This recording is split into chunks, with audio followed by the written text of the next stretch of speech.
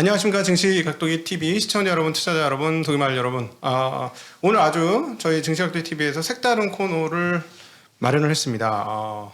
지금 시점에 이런 부분들을 좀 짚고 넘어가야 될 것 같아서 특별히 오늘 샤를님을 모셔왔습니다. 이세환 기자님 소개하겠습니다. 어서 오십시오. 네, 감사합니다. 안녕하세요. 네, 안녕하세요. 네. 우리 샤를님이 왜 샤를이 이름이 샤를이에요? 제가 예전에 그 토크멘터리 전쟁사라는 프로그램에서 네. 거기서 이제 프랑스 샤를 8세 얘기를 하다가 예. 그 샤를 8세 성향하고 저하고 좀 비슷해가지고 거기에 있는 그 패널분들이 저한테 별명을 붙여줬어요. 이게 프랑스 장군 이름입니까? 왕이요. 왕이요? 네네. 잘 어울리십니다. 네. 저기 실전에 안 나가는데 밀리터리 좋아하고 여자 좋아하고 그런다고 해서. 그러시구나. 지금 운영하고 계신 채널이 요즘 아주 화끈해졌는데요. 정확하게 채널명을 알려주시면 저희 네. 시청자분들 중에서도 관심 있으신 분들은 가실 것 같아요. 네, 샤를의 군사 연구소고요. 네. 각종 밀리터리 이슈에 대해서 다루고 있는 그런 채널입니다. 제가 유튜브 와서 네. 하나 놀래고 깨달았던 게 이 밀리터리 관련 관심 있는 분들이 어마무시하게 많더군요. 네, 굉장히 많으시고 굉장히 날카로우세요 또. 네. 예, 그리고 심도 있는 분들도 꽤 많으시고 다른 한편으로는 좀 너무 가볍게만 생각하시는 분들도 많으시고. 자동차하고 약간 비슷한 네, 거예요. 네, 맞아요. 그러시구나. 그러니까 자동차 하시는 분들한테 그 밀리터리가 좀 교집합이 많아요. 또. 네, 그래서 자동차 전문가들하고 대담하면 굉장히 부담스러워합니다. 네. 특별히 뭐 요즘 테슬라 같은 거 얘기하면 얘기를 잘 안 하려고 그래요. 그래요. 잘못 조금만 이상하게 얘기하면 융단 폭격이 나와서. 저도 그래요. 그렇습니까? 네, 저도 그래요. 뭐 이렇게 사람이라는 게 실수를 할 수 있잖아요. 네네네. 그럼 뭐 댓글이 난리가. 그렇군요. 요 테슬라는 또 문제가 뭐냐면 주식을 보유하신 분들이 꽤 많아요. 그러니까 이 보유 편향이 또 있으니까 좀 나쁘게 얘기하면은 진짜 난리가 납니다. 제가 그 타이밍을 놓쳤습니다. 테슬라. 그냥 주식이란 건 돌고 돌아서 네. 또 언젠가 뭐 또 다른 좋은 기회가 있을 것 같습니다. 네. 자, 이제 본격적으로 한번 대담 이어갔으면 좋겠는데요. 네네. 제일 궁금해하시는 게 저희가 이제 그 5차 평화회담까지는 중계가 잘 되다가 네. 이제는 관심 있으신 분 아니면 이야기를 듣기가 조금 어려운 상황으로 점점 특별히 한국이 워낙 외교 문제에 관심이 없다 보니까 네. 뉴스가 안 나오는데 사실은 유럽이나 이런 데는 굉장히 대단한 사건이고 상황이고 네. 뉴스가 많이 타전되는 상황이잖아요. 네네.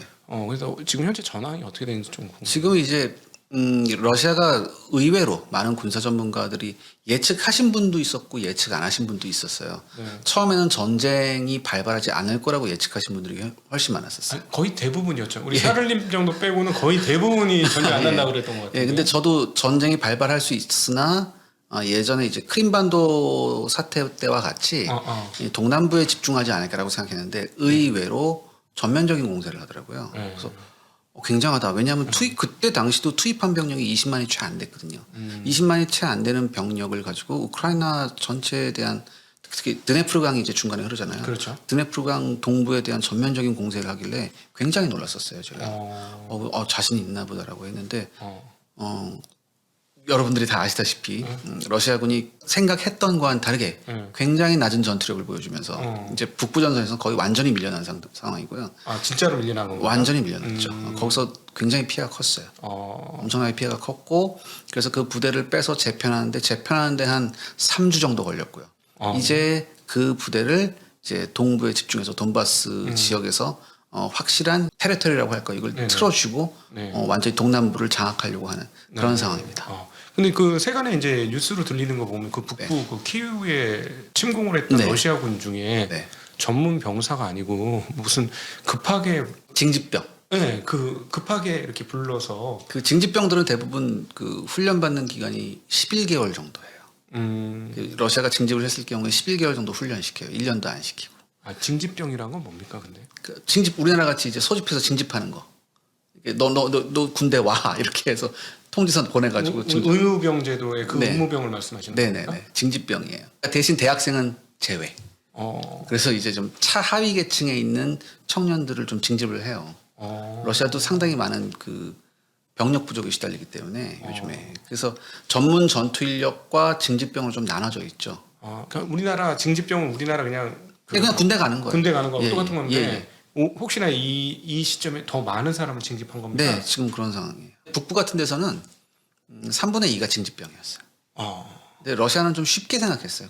제가 추측하건데 이 드네프르강을 중심으로 해서 동부는 보통 뭐 짧으면 1주, 길어도 2, 3주 안에는 전체적으로 장악할 수 있을 거라고 판단했던 것 같아요. 그래서 들어갔는데 예상외로 우크라이나군이 아주 야무진 반격을 했죠. 그러니까 동부에서 치고 들어가서 적이 좀 약해도 우리가 이렇게 해서 들어가면 된다. 네네. 그렇게 그러니까 생각했던 모양이에요. 대부분 북부와 동부 그리고 남부에서 전면적인 침공을 했어요. 네. 그래서 북부의 가장 요충지는 말씀하셨던 키이우, 그다음에 하르키우가 있었고요. 그다음에 돈바스, 그다음에 마리우폴, 그다음에 크림반도 쪽으로 올라가는 헤르손. 네. 이렇게 해서 띠가 이렇게 연결이 되거든요. 여기서 제가 상상할 수 없을 정도로 전면적인 공격을 했었어요. 그 20만의 병력이면 그게 가능한 거예요. 그러니까 그 20만이 또 문제는 전부 다 전투 병력은 아니거든요. 어. 전투 병력이 아니기 때문에 글쎄요. 양국의 전력 차가 워낙 크다 보면 뭐 그럴 수도 있겠다라고 하지만 예전에 그 이라크 전쟁 했을 때가 그랬었거든요. 네.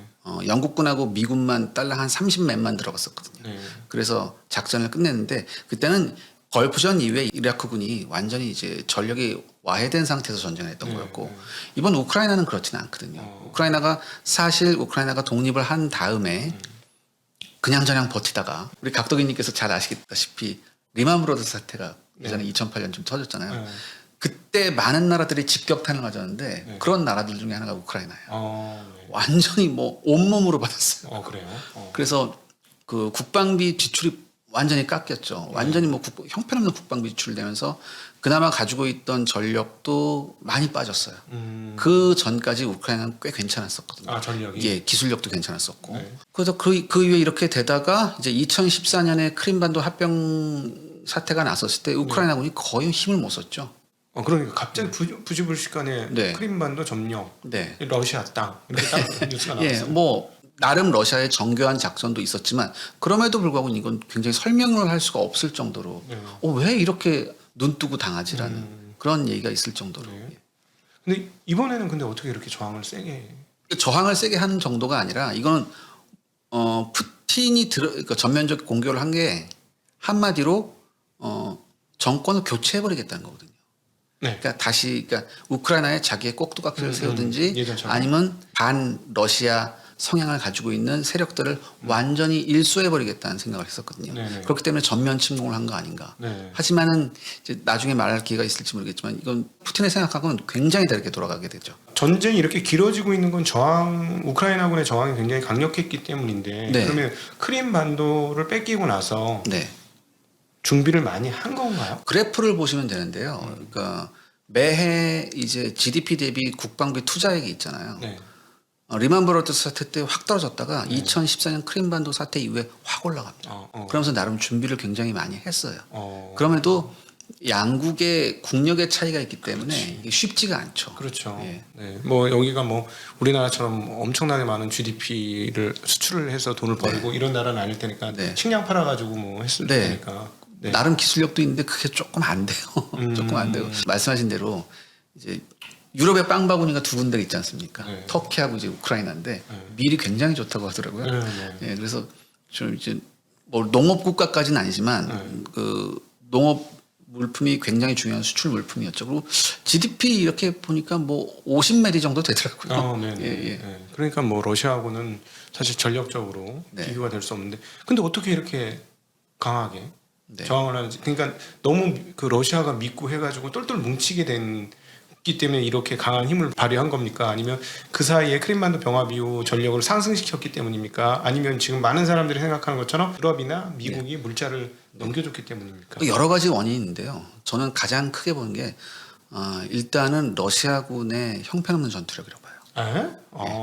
굉장히 형편없는 전투력. 그리고 의외로. 이 형편없는 전투력이라는 것을 우리가 그냥 얘네들 못 싸운다라고만 보는 게 아니라 의사 결정자의 결정 과정을 한번 살펴봐야 될 것 같아요. 왜냐하면 크림반도 사태 이후에 계속해서 러시아는 크림반도에서부터 동부 돈바스까지 이어지는 회랑을 계속해서 호시탄탄 놀렸거든요. 회랑이라는 거는 러시아 땅에서 길게 이어지는 거죠. 걸어서 네. 육로로 가기를 원하는 그 길. 네. 근데 이 전까지는 크림반도하고 돈바스하고 뚝 떨어져 있었거든요. 요즘에 이제 많은 얘기가 되는 이제 마리오폴 항이 중간에 있죠. 예. 근데 이것을 연결하는 게 러시아의 전략적 목표라는 건 누구나 다 알고 있었어요. 네. 다 알고 있어서 아마 분쟁이 나더라도 이 러시아군의 전략 목표를 달성하기 위해서 이 부분에 공격이 집중될 것이라고 했는데 의외로 전면적인 침공을 했단 말이에요. 그런데 전면적 침공을 한 것 치고는 준비가 굉장히 안 돼 있어요. 특히 뭐 보급 체계는 3일 만에 완전히 무너졌고요. 아, 충격적이네요. 정말로 무너졌습니다. 예, 그러니까 3일 만에? 이 중요한 게 뭐냐면 제가 이런 생각을 했어요. 러시아가 침공을 하되 분명히 러시아가 침공한 다음에 첫 번째 보급 받는 타이밍이 있을 거라고 저는 생각을 했거든요. 그 타이밍에 러시아가 어떻게 하는지를 유심히 보면 이 전쟁의 향방을 알 수 있을 거라고 생각했어요. 네. 근데 지나서 지금 밝혀진 게 뭐냐면은 이제 이른바 이제 대대전술단이라는 곳에 보냈어요. 그러니까 대대 단위의 강력한 전투단을 이제 보냈는데 이렇게 여러 곳에 산계에서 보냈는데 이 전투단이 출발할 당시에 대략 3일치의 보급품을 갖고 갔어요. 네. 그리고 3일치 보급품을 갖고 가서 전투를 치렀고 귀신같이 3일이 지나고부터 우크라이나군한테 박살나기 시작해요. 아, 보급이 떨어졌군요. 네, 그러니까 보급 체계가 완료되지 않은 상태에서 얘네가 보급 체계가 완전히 무너진 거예요. 보급을 하려고 왔는데 이제 뭐 무인기로 공격을 한다든가 전혀 예상하지 못한 공격을 당했어요. 너무 쉽게 봤구나. 예. 러시아군 입장에서는 상상하지 못한 공격을 받았기 때문에 보급 부대가 철수를 해버렸어요. 네. 보내놨던 공격 부대인 대대 전투단이 우리가 생각하는 것 이상으로 굉장한 보급품을 요하는 부대예요. 기동성을 위주로 한 강력한 화력을 가진 부대였거든요. 네. 근데 문제는 이 대대 전투단도 3분의 2가 징집병으로 구성돼 있었어요. 아하, 네. 그러니까 전투가 제대로 될 리가 없죠. 네. 그러니까 이렇게 되면은 뭐 위험한 순간이 왔다. 도망가기 바빴습니다. 아, 진짜로? 네, 정말 도망갔었어요. 어. 근데 이거 뭐냐면 어떻게 봐든지 이제 이거는 훈련 부족이라밖에 설명할 수가 없거든요. 그렇다면 뭐냐? 분명히 훈련 부족인 상태를 알았음에도 불구하고 이런 병력을 갖고 전면전을 시작했다. 이건 아마 러시아군의 최고 의사 결정 과정에서 네. 전면적인 침공이 굉장히 급하게 이루어지지 않았을까. 네. 몇 년간의 시간이 있었음에도 불구하고 네. 마지막에 이 전면적인 북부에서의 공격은 굉장히 급하게 이루어지지 않았을까. 그런 의심을 할 수밖에 없어요. 네. 지휘계통이 전력 분석도 완벽하게 제대로 끝내지 못했고 누구에게 휘둘렸을 가능성도 있겠다. 그다음에 그러니까 보면은 자기가 무엇을 가지고 있는지 알아야 되거든요. 이 전투하는 모습을 보면 자기네가 무엇을 가지고 있는지 잘 모르는 상태예요. 러시아군 싸우는 모습을 보면. 두 번째, 압도적인 공군력이 러시아군한테 있었거든요. 네네. 근데 이 러시아군의 공격을 보면 이번 전쟁에서 뭐 러시아 공군이 혁혁한 전과를 올렸다는 얘기 거의 못 들어봤잖아요. 네. 러시아 공군이 무슨 활약을 하는지도 잘 모르겠고 네. 그만큼 러시아 공군도 제대로 준비가 안 돼 있었어요. 그 다음에 어느 정도였냐면 자기들이 가지고 있는 전폭기의 가동률이라는 게 있어요. 네네네. 보통 이제 웬만한 급이 있는 나라들은 뭐 이런 전폭기 가동률이 80%를 넘어가요. 네. 근데 러시아가 이번에 보면은 50% 정도밖에 안 돼요. 전투기 가동률. 왜 그럴까요? 그만큼 정비도 안 돼 있었고 파일럿도 없었고 훈련도 안 돼 있는 거예요. 아, 세상에. 예, 근데 전쟁을 한 거예요? 예, 그런데 전쟁을. 그래서 제가 강하게 의심이 드는 거예요. 네. 제대로 준비를 하고 한 걸까 지금? 그래서 마지막 단계에서 전쟁의 마지막 단계에서 야 이럴 바에 우리가 좀 확대해서 다 한번 해볼까 이런 굉장히 어처구니 없는 결정을 내린 게 아닌가라는 생각이 들 정도예요. 예전 크림반도 병합할 때처럼 모든 게 쉽게 끝날 거다. 그 전까지는 러시아가 한 번도 실패를 안 했어요. 네. 예전에 체첸, 그다음에 그루지아, 그다음에 시리아까지 네. 러시아군이 굉장히 많은 성공을 했어요. 그다음에 2003년에 이라크 전쟁을 보고 러시아가 굉장히 많이 깨달은 게 있었어. 그래서 자기 부대를 이제 대대 단위로 개편한 거예요. 이렇게 해서 전쟁을 했는데, 근데 이걸 살펴보면 체첸이나 그루지아, 그다음에 시리아는 지금의 우크라이나하고는 급이 다른 나라거든요. 급이 다르다. 예, 급이 다른 나라거든요. 네. 근데 그동안의 승리에 굉장히 공분해 있었을 거예요. 러시아군이. 그리고 우크라이나도 그렇기 때문에 우크라이나도 좀 말씀하신 듯이 쉽게 봤을 가능성이 커요. 그래서 우리가 한번 툭 치면 일주일 안에 수도를 함락하는 것은 큰 문제가 아닐 거다. 금방 항복하고 네. 또 젤렌스키도 도망갈 거고 네. 막 그런 생각을 했을 수 네, 있겠죠. 그리고 이런 상황에서 이제 서방에서 이제 원조가 왔죠. 네. 사실 대단한 원조는 아닌데 대단한 원조는 아니었어요. 사실 지금도 대단한 원조는 아니에요. 아, 그래요? 네, 지금도 대단한 우리는 원조는 뭐 스팅어 미사일을 주고 뭐 그래서 엄청난 걸 줬나 보다 이렇게 생각하는데 아니니까요. 그게? 방어용 무기죠. 어. 공격용 무기가 아니라 방어. 그러니까 내 몸을 지금 현재에서 지킬 수 있는 정도의 무기예요. 예. 예를 들어서 적 전차가 와서 지금 당한 게 대부분 시가전에서 당하거든요. 그러니까 아니면 이제 뭐 좁은 곳에서 개활지에서는 뭐 좀 힘들어요. 네. 왜냐하면 러시아군 공격 헬기도 있고 그렇기 때문에. 근데 대부분 매복하고 있다가 싸워야 되는 상황이에요. 스팅어 미사일이나 제블린 미사일이나. 그냥 대전차 미사일 그다음에 휴대용 지대공 미사일은 매복하고 있다가 싸워야 되는 거거든요. 뭐 어떤 사람들은 그거 너무 쉬워서 그냥 이 민간인이 어깨에 걸고 쏴도 맞는다 막 이랬는데 그런 게 아니거든요. 그러니까 제가 지금 좋은 말씀하셨는데 굉장히 많은 분들이 게임으로 전쟁을 배우셔서 네. 네. 저한테 댓글도 굉장히 많아요. 이렇게 네. 뭐 이렇게 하면 아 맞다 이거 스타크래프트 해보면 지금 이렇게 그래서 저는 이렇게 그럴 때면 이제 나 어떻게 말씀드려야 될지 모르겠어요. 근데 이것도 상당한 훈련이 필요해요. 근데 아무튼 이거는 방어용 무기로서는 아주 안성맞춤이거든요. 매복해서 싸우는 거기 때문에. 네. 그래서 러시아군을 아주 혼쭐을 낼 수 있었죠. 아, 도시에 들어왔을 경우에는 네. 특히 이제 이 우크라이나 북부에는 친러시아계 주민이 별로 없어요. 네. 그렇기 때문에 동남부에는 그래도 친러시아계 주민이 꽤 있거든요. 예.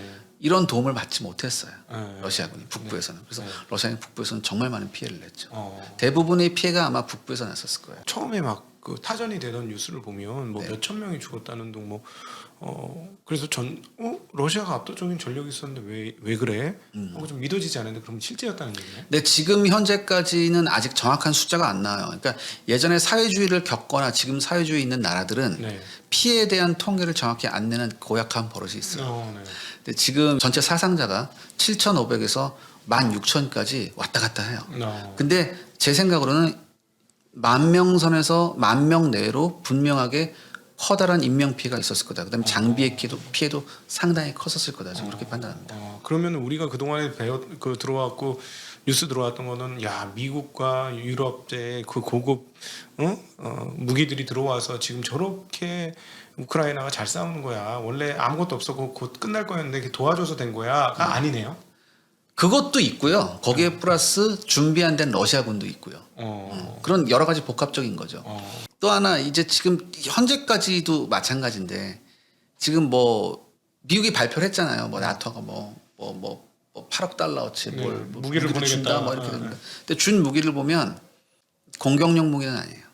아 진짜. 그러니까 쉽게 말해서 버틸 수 있는 정도를 주는 것 같아요 지금. 그래서 어떤 다른 정치적 의도가 있는 거 아니냐라는 의심이 들어요. 저희도 이제 경제를 해보니까 경제의 측면에서 이번 전쟁을 보는데 미국은 이거 끝나는 거 원치 않는 것 같은 걸 이런 생각이 너무 많이 들어요. 왜냐하면 지금 네. 뭐 저보다 훨씬 잘 아시겠지만 전교 1등이 미국인데 네. 전교 2등 러시아하고 전교 3등 중국하고 네. 손에 손잡고 미국하고 대항하는 반미 어떤 전선을 구축한 상황인데 네. 이런 상황에서 전교 2등의 힘을 확 빼놓는다. 네. 이건 미국한테선 미국의 입장에서 봐선 굉장히 좋은 일이죠. 그렇죠. 그리고 꽁꽁 묶어놨죠. 중국도 지금 꽁꽁 네. 묶어놨고 중국 전문가는 이번 전쟁의 최대 피해자는 중국이다. 네. 이렇게 그건 근데 전쟁이 끝나봐야 알 것 같아요. 전쟁이 끝난 이후에 한 2, 3년이 전 중요한 것 같아요. 네. 진짜 누가 피해자는 아마 그때 나올 거예요. 지금 현재는 나오지 않아요. 제가 생각은 그래요. 그렇습니까? 어떤 전개가 약간 조심스럽긴 한데 편하게 말씀하세요. 조심스럽긴 편하게. 한데 아니 개인적인 의견이 있잖아요. 물론 이 전쟁의 가장 큰 피해자는 우크라이나 국민들이죠. 그렇죠. 사망한 우크라이나. 네. 지금 우크라이나 동부는 완전히 갈기갈기 찢겨 있거든요. 이게 뭐 일단 뭐 말로 형언할 수 없을 정도 거의 지옥도예요. 물론 북부에서 러시아군을 몰아내기는 했지만 러시아가 계속해서 폭격을 하고 공중 폭격을 했거든요. 그다음에 지금 동남부는 거의 쑥대밭이에요. 완전히 쑥대밭이거든요. 러시아가 장거리 폭격기까지 동원을 해서 폭격을 할 정도니까 정말 많은 피해가 있어요. 저는 사망자가 10만을 넘지 않기만을 바랄 정도로 민간인 사망자가 정말 많은 피해가 있는데 전쟁이 끝나고 나서가 문제인 것 같아요. 뭐 전쟁이 끝나고 나서 저는 중국이 어떻게 보면 가장 큰 수혜자가 될지도 모른다고 생각해요. 저는 이제 경제 문외한이기 때문에 그런데 일단 전쟁이 끝나고 나서 러시아는 상당한 재정 압박에 시달릴 것 같거든요. 그렇겠죠. 그런 얘기는 되게 많이 들렸죠. 당연히 그럼 그렇죠. 도대체 전 세계에서 누가 도와줄 것이냐 러시아를. 저는 중국을 비롯한 제3세계라고 생각하거든요. 네네. 중국과 제3세계. 이번에 뭐 경제 제재를 뭐 러시아한테 단행했는데 저는 이런 생각을 해보거든요. 러시아 같은 자급자족이 가능한 강대국을 제재로 무너뜨릴 수 있을까라는 생각을 해봤거든요. 네. 절대 안 될 것 같아요. 네네. 그럼에도 불구하고 러시아는 굉장히 힘들 거예요. 네. 전쟁이 끝나고 나서 러시아는 어디선가 경제적인 도움을 받아야 될 것 같긴 해요. 네. 아무리 오일을 팔아제끼고 한다고 하더라도. 그런데 그럴 때 무언가 바꿀 수 있는 거가 있는, 쉽게 말해서 서로 뭔가를 원하는 있는 파트너가 있어야지 러시아도 숨통이 트일 것 같거든요. 네. 저는 그 파트너가 중국하고 인도라고 생각하는데 특히 네. 중국 같은 경우는 러시아로부터 원하는 최첨단 기술이 굉장히 많아요. 아, 석유뿐만 아니라. 네. 아, 예를 들어서 지금 중국이 가장 목매고 있는 게 전투기 엔진 기술이거든요. 네. 이거는 지금 거의 한 1990년대부터 지금까지 바짓가랑이를 잡고 30년간 매달렸는데도 안 줘요. 네. 그래서 자기네가 어떻게 해서 데드 카피해서 나름대로 발전시켰는데 오리지널하고는 다르잖아요. 네네. 근데 러시아는 엔진 기술에서 상당한 수준이거든요. 음. 세계에서 세 손가락 안에 드는 수준이기 때문에 만약에 이런 그 기술 이전을 조건으로 중국이 러시아에게 뭐 경제적 지원을 한다. 이건 충분히 예상이 가능한 시나리오일 것 같거든요. 네. 근데 만약에 이게 현실화된다면, 만약에 현실화된다면 중국은 이 전쟁 이후에 그들이 원하는 최첨단 기술을 전력 증강을 할 수 있다. 러시아로부터 들여오고 말씀하신 듯이 전력 증강을 꽤 할 수 있다. 역시 군사 전문가시라서 저희가 보는 눈하고는 다르네요. 저희는 이제 중국이 이제 뭐 세컨더리 보이콧을 당할 것이냐, 이제 유럽하고는 관계가 어떻게 될 것이냐, 이제 경제 위험적으로만 봤는데, 그러네요. 더 긴 안목으로 중국 시계열로 보면서 한 20년, 30년이면 전력을 증강하는 거는 굉장히 강력한 무기가 되겠네요. 근데 제가 여기서 한번 여쭤보고 싶은 게 오히려 지금 이제 경제 제재를 하잖아요. 네. 이제 서방이 러시아에 대해서. 근데 제가 아까 말씀드린 대로 중국과 인도 같은 제3세계가 적극적으로 동참하지 않으면 이게 이 제재가 좀 반쪽짜리 아닐까라는 생각이 들거든요. 살아남을 방법이 있죠. 왜냐하면 석유만 계속 팔아갖고 달러만 받을 수만 있으면 되는데, 네. 근데 달러 망해서 퇴출을 시켰으니까 확실하게 그 무역의 세계로는 조금 어렵지 않을까. 네. 그런데 이제 뒤쪽으로만 열으면 되니까. 네. 그리고 중국은 워낙 많은 품목을 만드는 나라니까 중국하고의 거래를 하면서 유지가 될 것 같습니다. 그러니까 나라 간의 스팟 물량 같은 것도 이렇게 되면은 좀 러시아 입장에서는 야 우리가 이런 걸 좀 활성화시킬까라는 생각을 할 수도 있을 것 같고. 그러니까 그 중국이 전 세계에서 원유 수입이 가장 많은 나라고 압도적으로 많기 때문에 아마 러시아에서 싸게 준다고 하면 파이프 깔아가지고 받을 수 있다면 너희들 그거 받으면 안 돼. 아무리 그래도 우리는 뭐 인도적 차원에서 할 수 있어. 우리 연료야 뭐 이러면서 어떤 식으로든 돌려가지고 받을 수 있겠죠.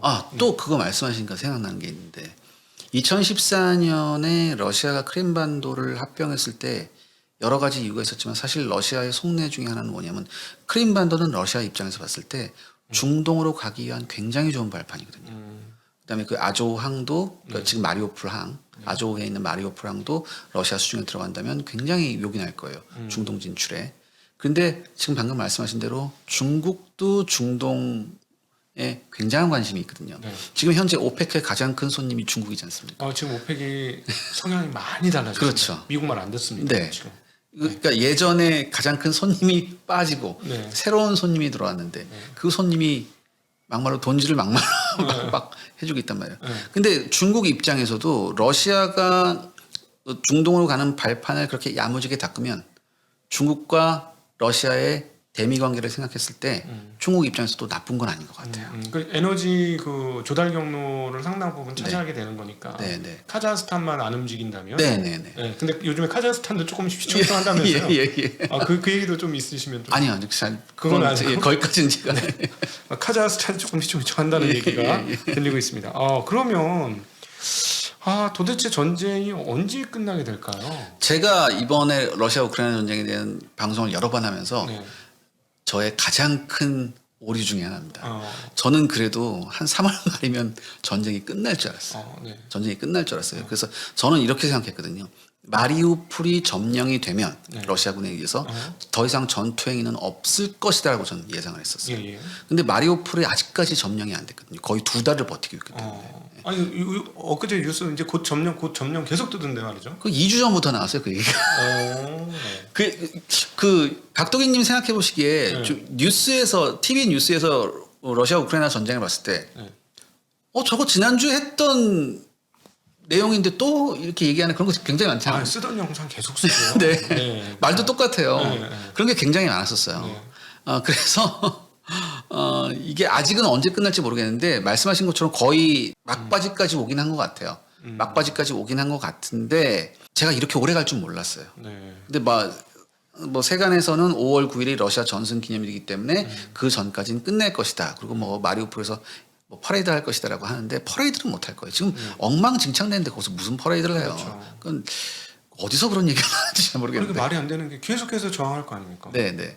그래서 그럼에도 불구하고 5월 9일은 좀 의미가 있을 것 같아요. 푸틴 입장에서는 네. 굉장히 의미가 있을 것 같아요. 지금 푸틴이 뭐 자국 내에서는 뭐 인기가 괜찮다고 하거든요. 80% 넘어갔다. 네, 뭐 그렇거든요. 그래서 아마 그리고 푸틴 입장에서도 이 전쟁을 오래 끌어서 좋을 건 하나도 없거든요. 미국만 좋은 일을 시켜주는 거니까. 심지어 유럽 국가도 이 전쟁이 오래 가길 바라진 않는데 아마 그렇겠죠. 미국만 원하는 건지도 모르는데. 그렇죠. 예. 너무 패가 많죠. 네. 자기네 가스 유럽에 팔고 유럽을 완전히 자기 편을 만들고 네. 다시 나토 체제 들어가고 나토에 또 돈을 내게 하면서 자기네 부담도 덜고 네네. 대중국 때 원하는 블록을 짜고. 네네네. 네, 그게 다 그렇게 될 것 같습니다. 뭐 다행히 유럽 입장에서는 좀 겨울이 좀 지나가겠는데. 네. 예. 아무튼 제 생각에는 뭐 언제까지 전쟁이 될까? 저는 한번 틀렸기 때문에 굉장히 조심스럽긴 한데 네. 신만 아실 것 같아요. 근데 네. 그럼에도 불구하고 잘 보면 러시아도 그렇고 우크라이나도 그렇고 네. 지금 출구 전략을 찾고 있거든요. 네. 출구 전략을 찾고 있기 때문에 마리우폴이 완전하게 점령이 된다면, 네. 그러니까 쉽게 말해서 마리우폴 그 뭐 청사 같은데 러시아기가 걸리고 네. 이제 우크라이나도 그걸 마리우폴이 러시아군 수중에 넘어갔다는 걸 인정하는 그 시점이 오면 네. 굉장히 빠른 그 출구 전략이 급물살을 타지 않을까. 아니 그렇다면 우크라이나가 지금 가장 최근에 나온 전쟁 관련 뉴스 중에 하나가 우리 이거 뭔가 휴전 비슷한 걸 하려고 했더니 우크라이나가 조건을 바꿔서 못 하겠어. 예. 푸틴 입에서 그런 얘기가 나왔던 게 보도가 한번 네. 됐습니다. 그러면 조건이 바뀌었다는 거는 양보를 더 안 해주겠다라는 걸로 들리거든요. 점령지에서 다 나가라. 점령지 임정을 못 하겠다는 거죠. 그러니까 마리우폴에서 계속 그랬잖아요. 마리우폴에서 쫓아내면은 네. 우리 가만히 있지 않겠다. 굉장히 많이 했거든요. 그렇기 때문에 이제 점령지에서 나가라는 건 사실 러시아 입장에서도 받아들이기 힘들죠. 얼마나 피를 흘렸는데 네. 사실 침략자이긴 한데 네. 침략자인데 그런 말을 할 수 있냐라고 하겠죠, 당연히. 근데 그거는 제3자 입장에서 보는 거고 엄청나게 피를 흘린 러시아 입장에서는 무슨 소리야 내가 피 흘려서 여기까지 점령인데 이걸 왜 내놔 이럴 수 있어요. 네네. 그 말이 맞는 건 아니에요. 제가 지금 러시아 편 드는 거 아니에요. 그 말이 맞는 건 아닌데 러시아는 그런 생각을 할 수밖에 없다는 얘기죠. 엄청난 피를 흘렸기 때문에. 러시아는 자기가 이건 내가 뺏은 땅이니까 내 거야 이렇게 네. 얘기하겠죠. 예. 그래서 이거 그럼 너네가 나가야지 전쟁 끝나. 이것도 또 안 받아들인다는 얘기지. 그렇기 때문에 그 이후에 어떻게 될 것인가라는 얘기가 굉장히 많긴 하지만 제 생각엔 마리우폴에서의 전투가 종식이 되면 양측 간의 회담이 좀 급물살도 타지 않을까. 지금 굉장히 말을 많이 해요. 전 젤렌스키 대통령이 그렇게 매일 그렇게 말씀을 많이 할 필요가 있을까라는 생각이 들 정도예요. 근데 이건 한마디로 호소죠. 근데 요즘에 젤렌스키 말을 보면 러시아에 대한 말보다 나토에 대한 호소가 훨씬 많아요. 우리 도와달라. 예. 이게 훨씬 많거든요. 탱크 좀 달라. 공격무기 달라. 그래야지 밀어낼 거 아니냐. 그래야지 어떻게든지 우리가 해볼 만한 할 거 아니냐라고 하는데 나토가 주는 거 보면 탱크 딸랑 10대 줬거든요. 탱크 딸랑 10대 주고 계속해서 곡사포나 미사일, 방어용 무기만 주거든요. 버텨, 일어나, 싸워야지. 그래서 방어용 무기만 주고 있거든요. 그러니까 이건 굉장히 의심스러워요, 사실.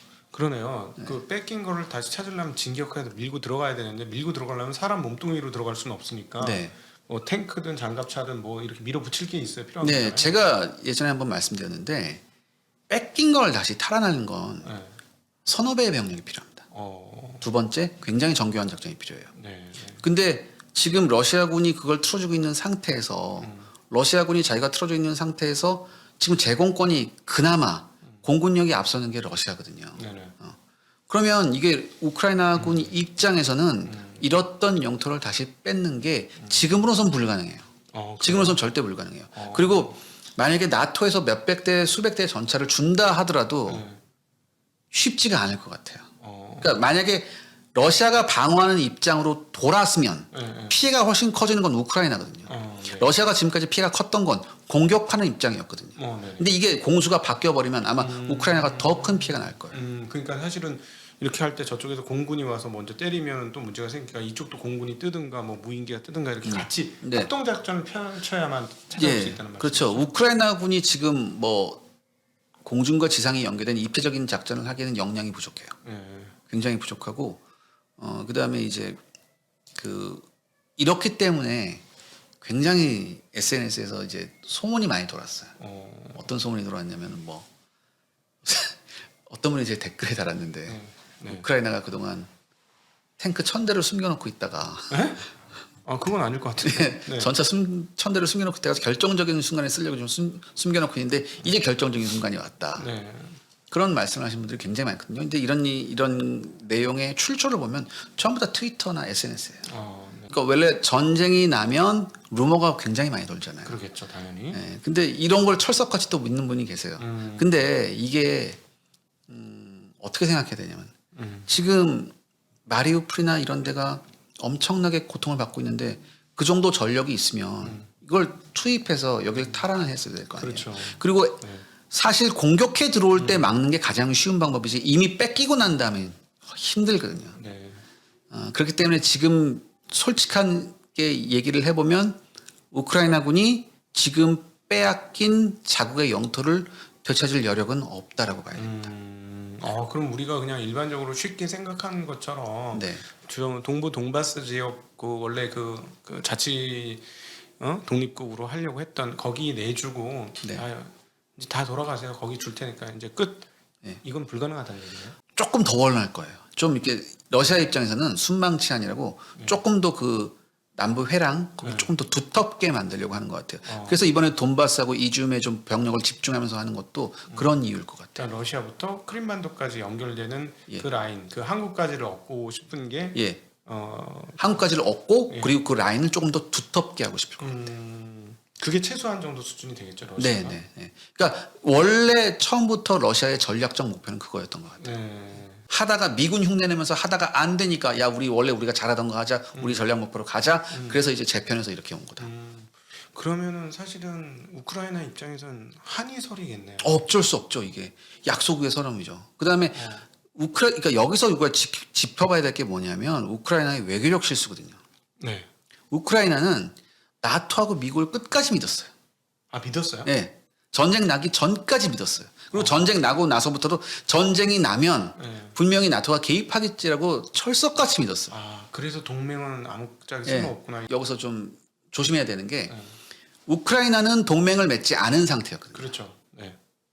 동맹을 맺지 너희들하고 동맹 맺을게라고 막 이렇게 하니까 러시아가 이렇게 된 건데 이때라도 어떻게 나토가 어떤 액션을 취할 수 있지 않았을까라고 생각을 해봐요. 많은 사람들이. 근데 동맹을 맺지 않은 상태에서 전쟁이 났거든요.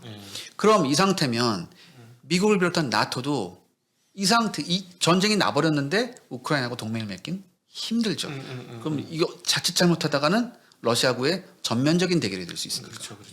뭐 소위 말하는 세계 3차 대전 이렇게 되는 거니까. 그럼 외교적 실수도 있었다 이렇게 보는 거예요? 여러 가지 의견이 있잖아요. 여러 가지 의견이 있는데 조금 더 러시아에게 우크라이나 좀 더 유연하게 외교를 했었어야 된다. 근데 사실 그것도 쉽지가 않죠. 일단은 2014년에 크림반도 뺏기고 막 돈바스 일부 지역 뺏기고 했는데 말씀하신 것처럼 한이 서릴 거 아니에요. 한이 이미 서렸겠죠. 그러니까 젤렌스키가 대통령이 됐겠죠. 그러니까 나토에 붙으려고 했겠죠. 또. 그렇죠. 또 그랬으니까 더 그걸 강력하게 민 사람이 대통령이 됐을 것이고. 그나마 젤렌스키가 도망가지 않고 버틴 거는 좀 큰 의미가 있다고 봐야 되는 거 아닙니까? 그렇죠.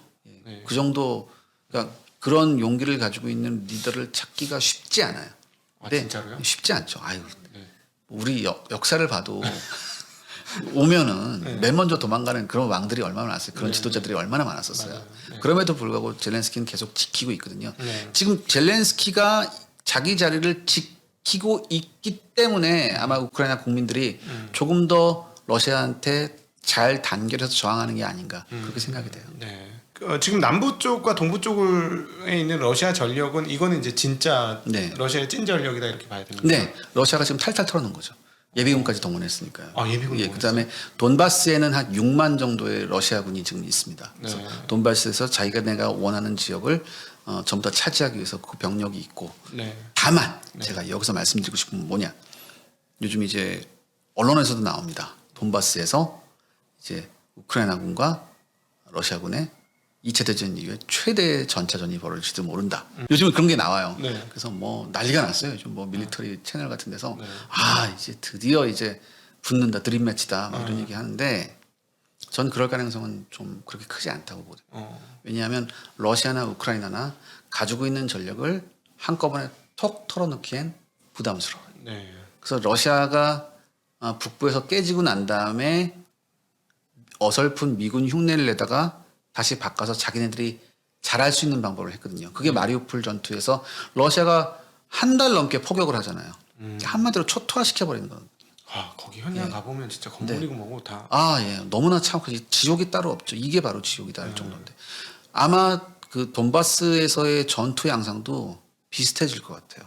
러시아로서는 왜 기갑부대 다 내보내서 대회전을 해가지고 한 번에 톡 털어넣어? 그럴 필요 없거든요. 러시아는. 그럴 병력이 여력도 없고 우크라이나군도 마찬가지고. 네. 그렇기 때문에 우크라이나는 그래 우리 영역을 하나로 들어와 봐라. 그럼 우리가 매복해서 싹 어떻게 해줄게라고 하는 걸 이미 북부에서 당해봤기 때문에 러시아는 네. 당해봤기 때문에 아마 마리우폴하고 비슷하게 포격전으로 하나하나 그냥 그 하나하나 단계적으로 초토화시키는 작전을 해서 자기들이 원하는 영역을 굳히지 않을까. 아, 그러니까 이 점령이라는 게 네. 영화하고는 완전히 다르네요. 그러니까 제가 항상 드릴 말씀, 전쟁은 게임 안에서만 해야 돼요. 네. 실제로 전쟁이 벌어지면 네. 제가 전쟁이란 건 네. 인간의 본성을 근본부터 파괴하거든요. 네. 그래서 굉장히 잔인해질 수밖에 없어요. 전쟁이 길어지면 길어질수록. 네. 상대방을 죽이고 내가 안 죽여야 되잖아요. 네. 그러면 뭐 위험하게 나갈 필요 없이 그냥 장거리포로 하나하나 그냥 단계적으로 밟아 나간다. 그러니까 미사일로 근데 송두리째 쏘고 네. 거기서 초토화 시켜놓고 한 말 전진하고 예. 초토화 시켜놓고 포격하고 뭐 다연장 로켓포 있잖아요. 막 이런 우크라이나한테 지금 미국이 중계 155mm 곡사포 18문이에요. 응? 18문 줬어요. 150mm 155mm 곡사포 곡사포가 뭔지도 모르겠지만 겨우 16mm 18문 줬고 그다음에 제블린 또 줬고 스팅거 준 다음에 그다음에 이제 뭐 스위치 블레이드라고 해서 뭐 자폭용 드론 줬는데 이거 잘 살펴보면 이것도 공격용이 아니에요. 이것도 방어용 버티는 용이란 말이죠. 제가 봤을 때. 만약에 진짜 공격용을 주려면 이번에 준 16문의 곡사포가 견인식이에요. 자동차 뒤에서 해서 끌어가는 거. 근데 진짜 공격용이면 이게 아니라 자주포, 우리나라 K9 같은 K9 자주포. 그런 자주포를 줬어야 되거든요. K9 자주포는 탱크에 붙어 있는 거죠. 탱크요? 탱크 아닙니까? 탱크는 아니고 자주포. 예. 우리가 보기엔 탱크처럼 생긴데 예, 비슷해요. 그렇군요. 저희가 워낙 저희는 예. 그러니까 완전 혼대 초보자라서. 혼자 돌아다닐 수 있는 포. 네, 그 정도. 근데 이게 이렇게 기동성이 좋은 걸 줘야지 공공용이라고 할 수 있는데 그런 걸 안 주고 견인포 줬거든요. 그러니까 이거는 버티란 얘기죠. 한마디로. 아니 그럼 이번에 뭐 최근에 뉴스 나온 거 뭐 이제 1조 원 수준의 네. 무기를 주겠다 이런. 그게 다 무기가 아니에요. 구호 물품도 있고 여러 가지 있고 뭐 방탄복도 있고 군복도 있고 뭐 방탄 방탄 헬멧도 있고 다 그런 거예요. 그럼 확실히 지금 저희들이 이렇게 옆에서 보는 거하고 실제 상황하고 완전히 다르네요. 그러니까 만약에 이게 진짜 우리가 뭐 유엔 안전보장 이사회에서 딱 해서 너네 도와줄게라고 하면 우리나라 한국 전쟁 같이 그렇게 들어와야죠. 연합군이 네네. 그렇게 들어와야죠. 네네. 근데 그건 아니거든요. 동맹 맺지도 않고 유엔에서도 얘기는 다 끝났고 그럼 이렇게 되니까 러시아도 뭐 이사국이니까 당연히 안 된다고 할 거고. 네. 그러니까 뭐 너네가 버틸 수 있는 무기는 줄게. 이런 거 같아. 그러니까 정치인들이 이런 걸 잘 이용하잖아요. 우리는 우크라이나를 돕기 위해서 뭐 예산을 편성해서 이만큼 뭐 8억 달러의 예산을 했다. 주는 거 보면 이상하거든요. 그러네요. 주는 거 보면 좀 이상하거든요. 완전히 우크라이나 국민들만 힘든 예. 바보들. 그래서 젤렌스키가 이러잖아요. 나토 너네가 가지고 있는 전차 1%만 달라. 그렇게. 1%만 달라고. 예. 그러면 우리가 한번 해볼 만하다 그러겠어요. 예. 그거조차 지금 안 되니까. 그러니까 지금 웬만큼 우크라이나가 러시아하고 해보려고 하면 돈바스에서 적어도 2개 기갑사단 이상 필요해요. 잘 몰라요. 이게 그러니까 기갑산이 어느 정도인지. 적어도 한 전차가 한 3,400대 필요해요. 어. 3,400대 필요하고 완편된 전차에다가 완편된 기계와 보병에다가 공격 헬기도 필요하고 공군 지원도 필요하고 이거 돼요. 근데 이걸 지금 우크라이나군이 가용할 수 있는 여력이 있냐? 전혀 없잖아요. 전혀 없어요. 제가 이런 말씀드려서 좀 죄송한데 아마 각도기님도 요즘에 유튜브에서 굉장히 채널을 많이 보셨을 거예요. 우크라이나 전쟁에 관한. 보면 매일 우크라이나가 연전연승하고 있어요. 러시아에 무슨 부대가 와서 작살났고 뭐 어떻게 됐고 러시아가 또 여기서 뭐 우크라이나 여기서 또 물리쳤고 막 이거 한 2달간 계속됐거든요. 이 정도면은 이미 모스크바까지 우크라이나군이 갔었어야 되는데 지금 그 상황이 아니에요. 그러니까 제가 드리고 싶은 말씀이 뭐냐면 또 하나 이탈리아의 언론 중에 다비드 센치오라는 분이 계세요. 이분이 뭐라고 말씀하셨냐면 이번 전쟁을 통해서 기자들이 배운 게 있다면 하나다. SNS를 믿지 말라는 거다. 그리고 영국 BBC에서 얼마나 이게 열이 받았냐. 수많은 SNS상의 이 영상이 이건 페이크다 아니다를 폭로해 버렸어요. 그걸 조사를 해가지고. 네. 그러니까 지금 SNS상에서 굉장히 지금 많은 괴소문이 나돌고 있거든요. 여러분들 이거를 좀 액면 그대로 받아들인 건 굉장히 위험하다. 네. 그래서 그렇게 말씀드리고 싶어요. 아, 네. 아, 그렇군요. 가슴 좀 아픕니다. 네. 얘기를 들어보니까 마음이 너무 아프네요. 그러면 우크라이나 국민들은 어떻게 할 거면 전쟁이 아무리 뻥전력이었다고 해도 이미 동부는 거의 장악을 한 것이고 네. 남부도 마리우폴 점령 직전 뉴스가 나오고 있는 상황인 거 보면 그렇게 될 가능성이 조금 높다고 보는 게 현실적이고. 예, 그러니까 현실적으로 제가 냉정하게 말씀드리면 네. 러시아도 엄청난 피를 흘렸기 때문에 자기네가 지금 틀어진 지역에 네. 전략적 가치가 훼손되는 걸 두고 볼 수는 없어요. 야, 그러니까 저는 이제 사실 반전주의자거든요. 네. 완전 반전주의. 세상은 전부 다 반전주의. 이거 생각하셔야 돼요. 밀리터리 매니아일수록 반전주의자예요. 밀리터리 매니아, 야 드림 매치 한번 붙어야지 절대 안 그래요. 전쟁이란 건 지옥이란 걸 알기 때문에 네. 절대 전쟁을 하지 않아야 돼요. 근데 왜 그럼 밀리터리를 하냐? 무기와 전쟁을 더 잘 알아야지 전쟁을 안 하게 돼요. 절대 저도 반전주의자예요. 전쟁은 정말 싫어요. 혹시 이 전쟁을 통해서 우리가 얻을 수 있는 교훈이 있다면 제3국이긴 하지만 그렇죠. 뭐 조금 이르긴 한데요. 이르긴 한데 제가 생각하는 건 일단 동맹의 중요성이에요. 동맹의 중요성이고 그렇다고 동맹을 100% 신뢰할 거냐. 우리나라도 생각을 해봐야 되거든요. 왜냐하면 우리나라는 북한은 지금 핵이 있는데 네. 우리는 핵이 없잖아요. 네. 만약에 우리가 북한한테 핵 공격을 받았을 때 미국이 진짜 우리를 위해서 핵 버튼을 눌러줄 것이냐. 아무도 모르거든요. 안 누를 확률이 높을 예, 수도 아무도 있겠네요. 몰라요. 네네. 협상할 확률이 높아요. 네네. 그렇죠. 협상할 확률이 예, 높겠네요. 그렇기 때문에 이번에서 가장 근본적인 건 뭐냐면 일단은 스스로를 지킬 수 있는 역량이 있어야 된다. 지킬 수 있는 역량이 있어야 된다. 아, 우크라이나는 동맹을 안 맺었기 때문에 그렇지 않느냐. 동맹을 맺었어도 네. 전쟁이 벌어졌을 때 동맹한테 떠넘길 수는 없거든요. 전쟁을. 그렇지. 네. 내가 주체가 돼야 되거든요. 네네네. 과연 그러할 준비가 우리가 완벽히 돼 있느냐. 그걸 다시 한번 점검해 봐야 된다고 생각해요. 그렇군요. 전투력은 전쟁 억제를 위한 전투력은 있어야 된다. 네. 예. 예.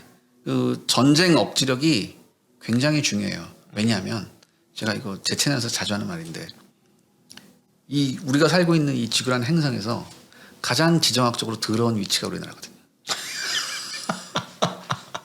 아, 왜 그렇죠? 예. 괜찮아요. 내가 전교 10등이야. 전교 10등인데 우리 반에 2, 3, 4, 5등이 있네. 전교 2, 3, 4, 예. 2, 3, 4, 5, 예. 2, 3, 4, 5등. 그러면은 이게 환장하는 거예요. 그렇죠.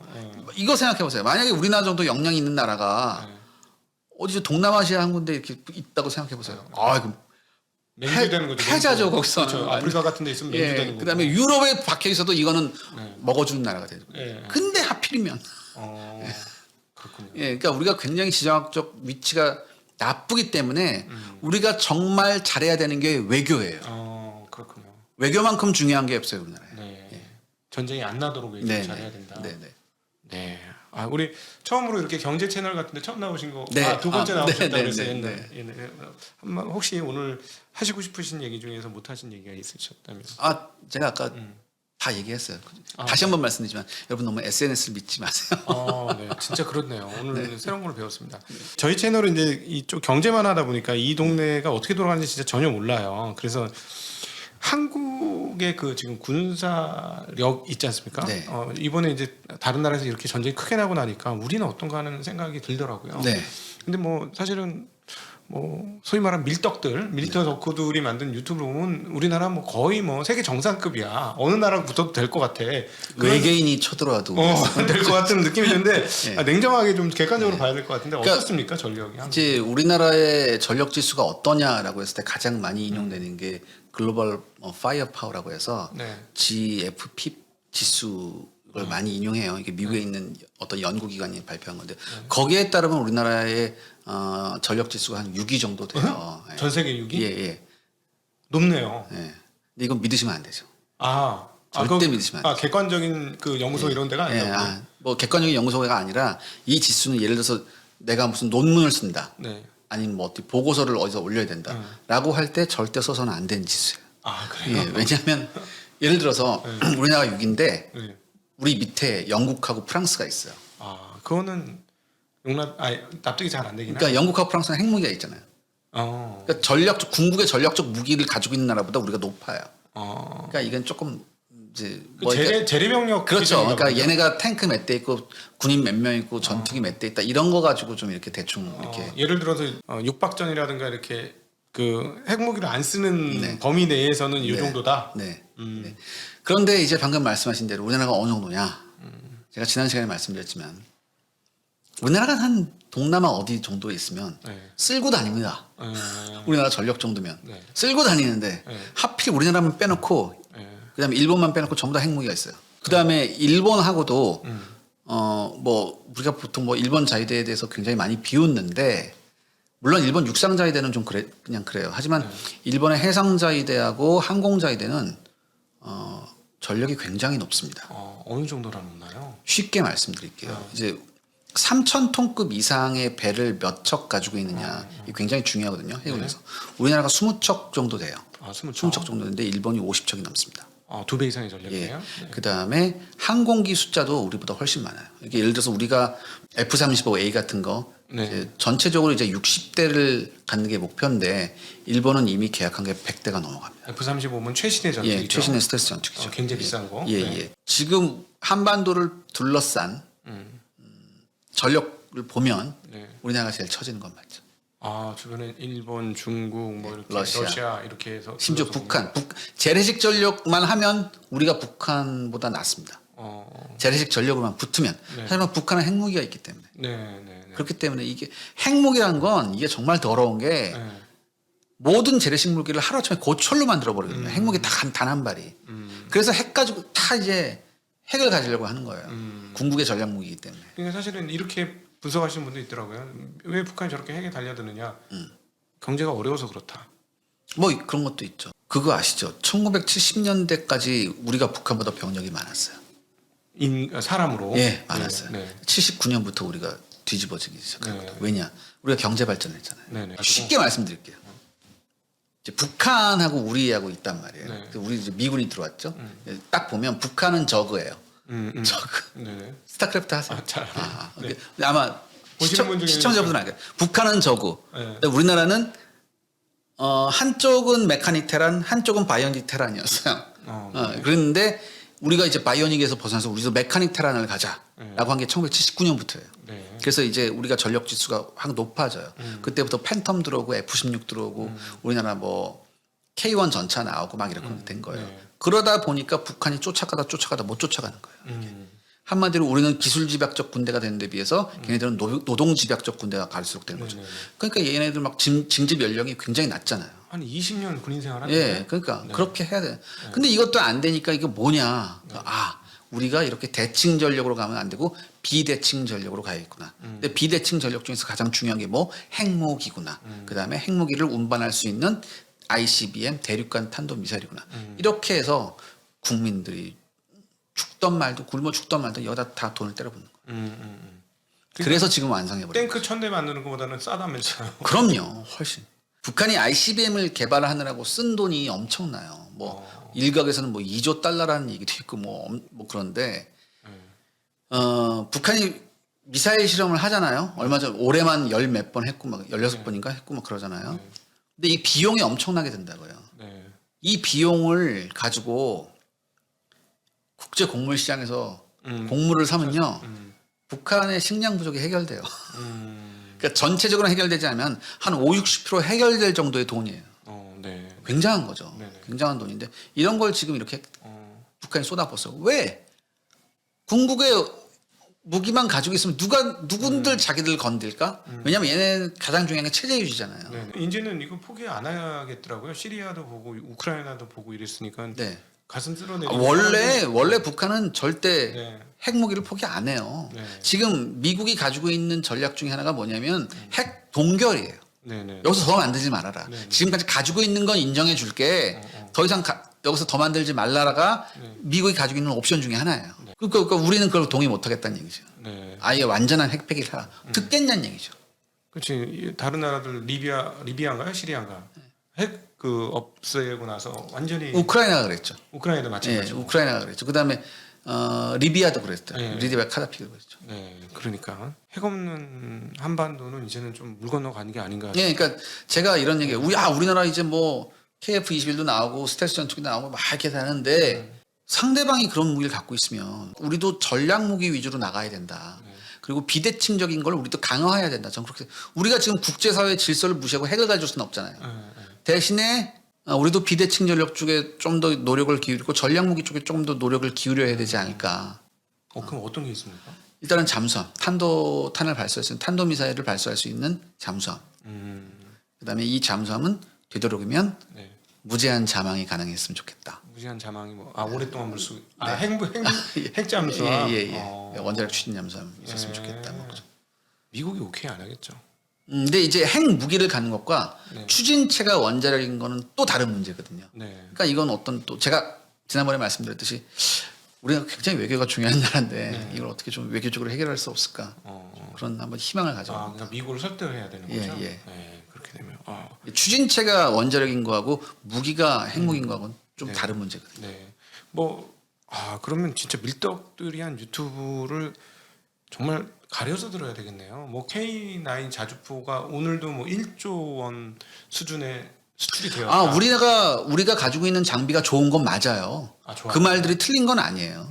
틀린 건 아니에요. 제가 그 말들이 틀렸다는 게 아니라 우리가 지금 개발하고 있는 재래식 무기들은 거의 세계 정상급이에요. 제가 봤을 때. 자주포 시장에서는 성능도 거의 탑티어급이고요. 자주포 시장에서 가장 핫한 게 K9이 맞아요. 그다음에 우리나라가 생산하는 전차, 그다음에 뭐 이런 것들 등등등 특히 육군용 장비 같은 경우에 거의 탑 레벨에 있다고 보시면 돼요. 정말요? 네네. 가격도 싸고. 예. 가성비 최고고요. 실전에서 투입된다면 굉장히 야무진 활약을 할 거예요. 그렇군요. 그럼 비행기는요? 지금 이제 우리나라 그동안 전투기를 자체 생산하기 위해서 굉장히 많은 노력을 해왔었고, 그래서 이제 우리가 이제 보유하게 된 게 FA-50 시리즈였거든요. 근데 이게 실전에서 투입돼서 가능성을 증명했죠. 필리핀 같은 데서. 필리핀에서 실전했어요. 저기 밑에 이 반란 지역에. 네네. 실전 투입해서 깜짝 놀랄 정도로 활약을 잘했어요. 그 다음에 이제 우리 올 6월 이제 얼마나 안 남았죠. 올 6월에 이제 KF-21이 처음으로 이제 비행을 하게 돼요. 어떤 비행기입니까? 이게 보통 이제 우리가 스텔스 전투기를 5세대라고 하고 그다음에 그 밑에 이제 그래도 굉장히 뛰어난 전투기를 4.5세대라고 하거든요. 우리가 가지고 있는 뭐 F-15K라든지 이런 굉장히 좋은 전투기들이 있는데 그건 미국 거죠? 네네. 근데 그럼에도 불구하고 지금 우리가 요번에 런칭하는 KF-21은 무슨 얘기가 있냐. 5세대까지는 아니지만 4.75세대 정도는 충분히 되는 굉장히 뛰어난 전투기라고. 그럼 우리나라 만들었다고요? 네. 전부 다 독자 기술을 만든 거예요. 미국이 기술을 안 줬어요. 진짜로요? 미래의 라이벌을 키울 이유가 없죠, 미국이. 그럼 그 카이가 만든 거죠? 네네. 그래서 카이가 한스러워하는구나. 우리 기술력 어마무시한데 주식시장에서 하나도 인정 못 받아. 네, 그래서 아마 전 주식 잘 모르지만 이번에 6월 런칭에서 올해 굉장히 그 방산 쪽으로 이벤트가 좀 많다고 들었거든요. 예, 굉장히 많은데 그 중에서 가장 핫한 게 아마 KF-21일 거예요. 6월에 KF-21이 성공적으로 비행을 마치게 되면 좀 주식시장에도 좀 영향이 그래요? 있지 않을까라는 생각을. 아니 T-50인가 그 훈련기를 인도네시아에다 못 팔아가지고 네. 답답해 죽을라 그러던데. 그건 어쩔 수 없어요. 왜냐면 걔네가 좀 무리한 기술 이전을 요구하고 좀 그러거든요. 우리 다 빼달라. 설계도면 다 줘. 뭐 이런 예, 게 보죠. 굉장히 많은 기술 이전을 요구하고 있어요. 인도네시아가. 그럴 수는 없죠 우리가. 우리도 이거 어떻게 한 건데. 네. 그래서 거기에 대한 협상이 조금 삐그덕거리는 게 좀 있긴 해요. 그래서 이번에 그러면 만드는 전투기는 세계 정상급은 아니지만 네. 거기에 준하는 수준을 우리나라 자체 기술로 만들었다. 그다음에 이것도 있을 거예요. 러시아 우크라이나 전쟁 영향도 있을 거예요. 왜냐하면 그렇죠. 이번에 러시아제 무기가 생각보다는 라는 게 굉장히 많았거든요. 네. 특히 공군 쪽도 그렇고. 네. A사 그 레이더가 네. 저 공군 출신이에요. 사실 뭐 아까 얘기한 하나도 못 알아듣겠더라고요. 네. 근데 이제 그거는 제가 이제 공군 출신이라 그걸 알았으니까 그거는 사실은 절대적인 그 기술 이전이 안 되는 걸로 알고 그래서 우리가 있는데 개발했어요.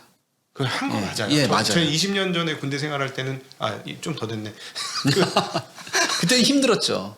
이거는 우리가 신성 불가침 영역이야. 막 이런 식으로. 예, 처음엔 그랬었어요. 그래서 LIG 넥슨일 거예요 아마. 네. 구현할 수 있는 A사 레이더를 만들었고 중요한 건 그 레이더를 소형화해서 전투기에 탑재하는 건 또 다른 얘기였거든요. 근데 그게 성공했다는 얘기예요. 지금 20세기 이후에 20세기 이후에 경제적이건 기술적이건 군사적이건 우리나라만큼 이렇게 발전한 나라가 이런 나라가 없어요. 눈 씻고 찾아봐도 없어요. 그리고 20세기 이후뿐만 아니라 역사를 뒤져봐도 이 정도로 된 나라는 없어요. 의외로 주식에서는 별로 재미가 없어가지고. 네. 저는 사실 사실 많이 안 올라가지고 네. 이런 정도의 변화가 있었을 거라고 생각을 못했는데. 저는 사실 굉장한 자부심을 여러분들이 가져도 된다고 봐요. 그렇군요. 이 정도 나라가 없어요. 절대 없어요. 일본은 만들 수 있는데 안 만드는 겁니까? 일본은 헌법이 있잖아요. 공격용 무기를 못 만든다. 그렇군요. 수출도 못 하고 그러는 기술은 있어서. 그래서 얘네가 헌법 개정하려고 그렇게 하는 이유가 자위대가 아니라 그냥 군 해버리고 이렇게 한다. 무기도 팔아먹고 싶고. 네, 다. 근데 일본이 무서운 게 뭐냐면 일본도 이제 자체적으로 스텔스 전투기를 실증기가 나왔고 실증할 수 있는 이제 비행기를 만들었고 그다음에 일본이 요즘에 만드는 이제 자체적으로 만드는 이지스함이 있어요. 이지스함이 뭔지 한 번만 설명해 그러니까 쉽게 주세요. 말해서 A사 레이더를 배에다 다는 거예요. 그런 비슷한 거. 그 A사 레이더에서 뭔지 좀 설명해 주시죠. 그러니까 전자수사식 레이더라서 기존에 돌아가는 아날로그 레이더보다는 훨씬 더 먼 거리를 정밀하게 탐색할 수 있는 레이더. 그러면은 그냥 누가 어떻게 움직이는지 앉아서 여기서 다 볼 수 있는 거죠. 네. 그런 게 이제 미국이 만들었어요. 이지스 시스템이라고 해서 뭐 타이콘데레거급 그다음에 뭐 알레이버급 했는데 일본도 자체적인 그 레이더를 단 게 나왔거든요. 얘네가 이게 굉장히 좋아요. 그래서 우리보다 또 수량도 많아요. 우리도 이번에 만들거든요. 네. 우리도 새로운 우리 한국판 이지스를 만드는데 일단 수적인 면에서 얘네가 항상 많아요. 그래요. 이지스함이 뭐 공격도 하고 막 다 하는 겁니까? 일단은 함대 방공이 중요해요. 함대 방공이. 그러니까 왜냐하면 우리가 수상함 세력이 갔을 때 대한 미사일을 쏘고 막 할 거 아니에요. 그러겠죠. 이거를 막아내야 된단 말이죠. 그렇죠. 그래야지 우리 수상함이 적 근해에 가서 적 근해를 작살내든가 뭐 하든가 할 텐데 아니면 뭐 적의 통상로를 끊든가 뭘 할 텐데 적이 대한 미사일이나 공중 공격을 하게 되면 이걸 막아낼 수가 없잖아요. 네, 그렇죠. 근데 이걸 막아낼 수 있는 게 이지스함이에요. 자체 방어 기술이 네. 거기 다 있으니까. 그러니까 함대의 모든 배들을 방어할 수 있는 거죠. 배 군단이 여러 개 갈 때 이지스함이 한 대 있으면 네. 그거를 이렇게 막을 네, 쳐주는 것처럼 함대 하다. 방공이 되는 거예요. 그런 거군요. 네. 그래서 이지스함이 네, 중요하다고. 신의 방패다 이거죠. 그렇군요. 예, 신의 방패라는 뜻이거든요. 근데 해군력이 엄청나게 중요하다. 저기 전쟁의 역사를 너무 길게 잡았어. 너무 괜찮습니다. 저 너무 몰라가지고 궁금해서. 그 해군력이 좋았던 나라가 전 세계를 제패를 했잖아요. 네. 우리나라도 기회가 있었죠. 언제? 임진왜란 끝나고 나서.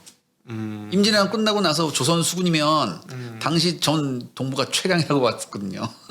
그렇지. 일본의 네. 그 큰 네. 전함 부대를 다 박살냈으니까. 네. 근데 그게 계승이 안 돼서. 근데 그게 현대전에도 그렇습니까? 그럼요. 공군력이 중요한 게 아니고요? 그러니까 공군력도 중요하고요. 중요한 건 뭐냐면 공군력은 한계가 있잖아요. 그렇지. 많이 못 가지. 예, 네. 미국이 항공모함을 만든 이유가 그거죠. 네. 굉장히 먼 곳에까지 항공력을 투사하기 위해서 만든 거죠. 네. 그래서 중국도 지금 그걸 항공모함을 만들고, 그다음에 이제 일본도 만들고. 왜냐하면 그 중국하고 분쟁이 있는 영토 분쟁이 있는 곳이 있잖아요. 네. 근데 거기까지 항공력을 투사하기가 힘들단 말이죠, 일본으로서. 그렇다면 일본도 항공모함을 만들어서 거기까지 항공 세력을 투자해야겠다. 중국을 견제하기 위해서. 그러니까 미국이 궁극적으로 태평양에서 원하는 건 절대 필리핀의 밖으로 중국의 세력이 못 나오게 하는 거거든요. 근데 거기서 가장 중요한 파트너가 일본이죠. 네. 미국 입장에서. 그러니까 미국 항공모함은 굉장히 긴 거리를 갈 수 있지만 중국의 항공모함은 아직까지 그렇게 긴 거리를 못 가요. 근데 중국도 비슷한 거 만들고 있어요 지금. 아마 곧 나올 거예요. 네. 그게 이렇게 한 대 딱 서 있으면은 네. 굉장히 위협이 되나 봐요. 굉장히 위협적이긴 하죠. 근데 요즘엔 뭐가 있느냐.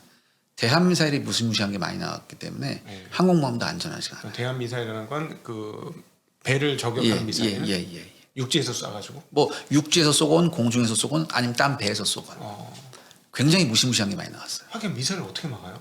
요번에 뭐 모스크바 침몰했잖아요. 물론 모스크바는 워낙 옛날 네. 뭐 구형 순양함이었기 때문에 침몰이 됐는데 이 대한 미사일을 막는 게 쉽지가 않아요. 특히 요즘 나오는 건 초음속 대한 미사일이거든요. 근데 이거 한 발만 쏘는 게 아니에요. 여러 발 쏴요. 그러니까 이 여러 발을 어떻게 막을 것이냐 그런 고민이 많아요. 그래서 미 해군의 그 항공모함 전단도 이것 때문에 고민을 굉장히 많이 해요. 이지스함이 있어도 안 되는 거예요. 이지스함 한 척 가지고는 안 되죠.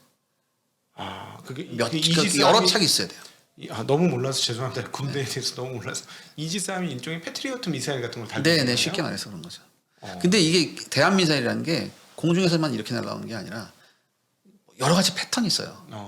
특히 가장 무서운 게 바다에 바싹 붙어서 날아오는 밑에서. 네, 시스키밍이라고 하는데 그거 막기가 쉽지가 않아요. 그럼 배 옆구리 뚫려. 이거를 막으려면은 뭐가 가장 중요하냐면 일단 공중 조기 경보기가 떠서 위에서 아래를 내려다보면서 정밀하게 탐지해야 돼요.